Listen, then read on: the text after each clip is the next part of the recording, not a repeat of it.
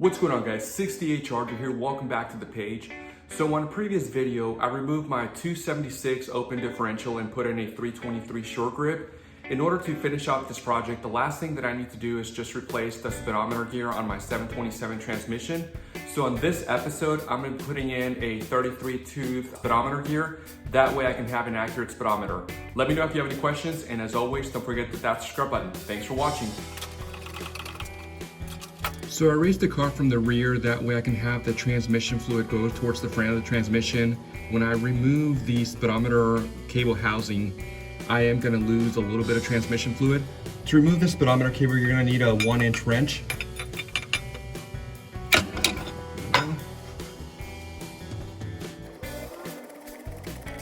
Speedometer cable housing bolt is a 1/2 inch.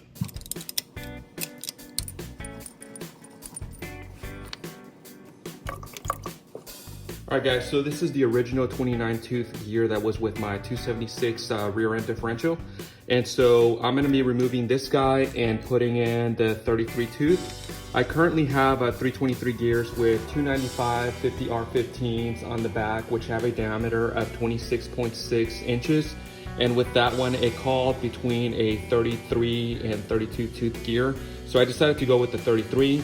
I did just change the O-ring and the seal before putting in this transmission. So I think I'm just gonna leave these, but if it starts leaking, I will switch them out for sure. So at this point, I'm ready to put it back in the transmission. So one of the things that I wanted to point out before putting this back on my 727 transmission is these markings are actually teeth markings, and then this is the indicator on where it goes in the transmission. Since I have a 33 tooth gear, I'm going to be using this one. So this one goes from 32 to 38.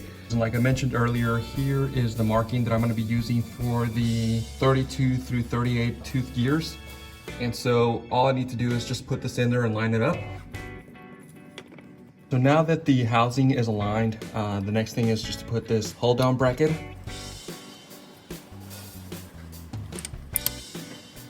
Should be good to go. And the final step is just to put the speedometer cable back on.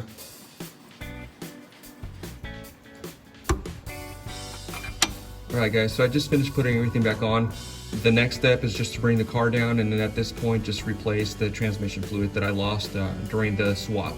Let me know if you have any questions, and as always, don't forget to hit that subscribe button. Thanks for watching, guys.